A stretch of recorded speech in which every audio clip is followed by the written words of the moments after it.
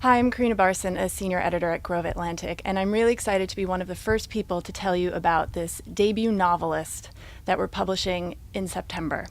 Paula Daly comes to us from England's beautiful Lake District, home to Beatrix Potter and William Wordsworth. But don't let that fool you, because Just What Kind of Mother Are You is anything but idyllic and dreamy. If you're a parent, this novel will terrify you. If you're not a parent, this novel will still terrify you. Imagine this.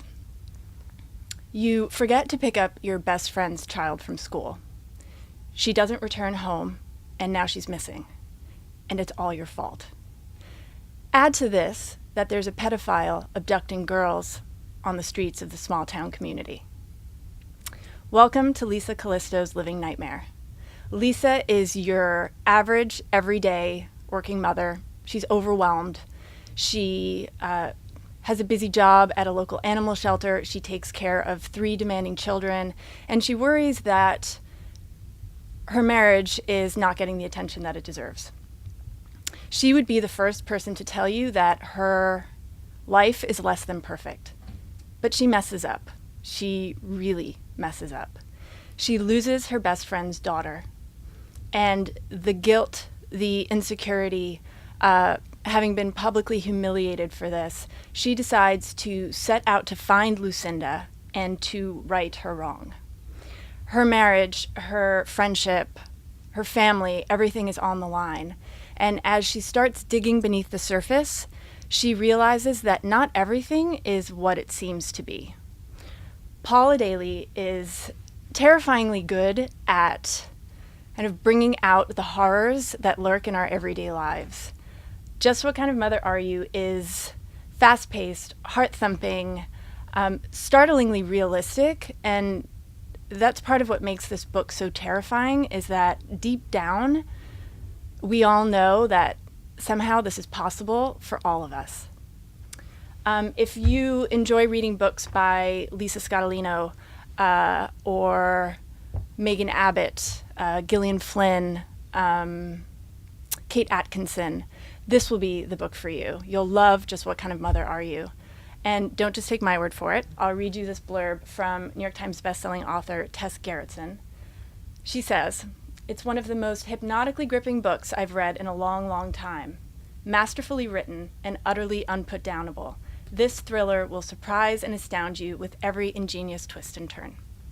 So we hope you're excited about this. All of us at Grove Atlantic are, and we look forward to hearing your thoughts once you've read some of it. Margaret Rinkel's debut novel, Wash, is haunting, poignant, lyrical, redemptive, affirming, and luminous. Absolutely luminous. There's a great Goodreads review by a skeptical reader who had grown weary of false claims of luminous novels. And she read Wash and then agreed, luminous it is. Wash takes us on an unforgettable journey across continents and time, from the burgeoning American South to West Africa. It's the story of human beings who are transcending the cruelty and degradation of their slave-holding society. Margaret Rinkel, the author of the book, is a 7th-generation Southerner. She grew up in the summer of 1963 in Birmingham, Alabama, right before the bombing at the 16th Street Baptist Church. She has spent much of her life teaching in inner-city schools. She has worked as a visual artist and a filmmaker. You already may be familiar with her documentary Broken Ground, which deals with the racial divide in her historically conflicted hometown.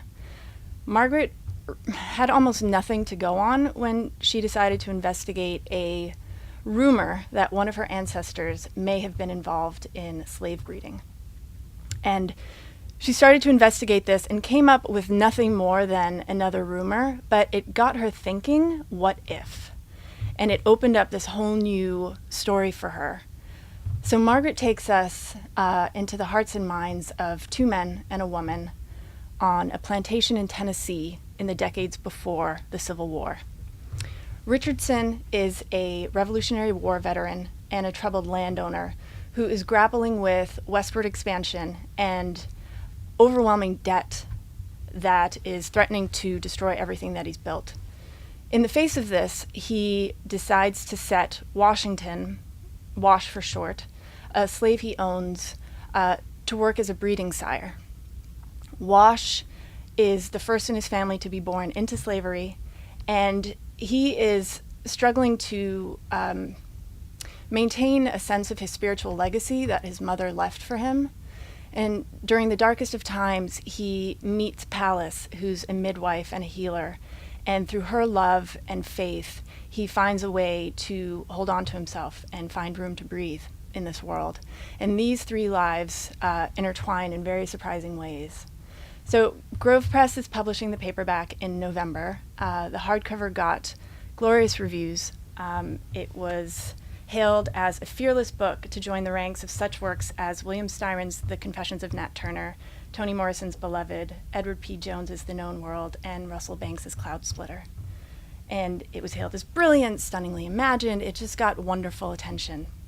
So we hope that you'll have a chance to look at this if you missed it in hardcover. And that's it. Thanks.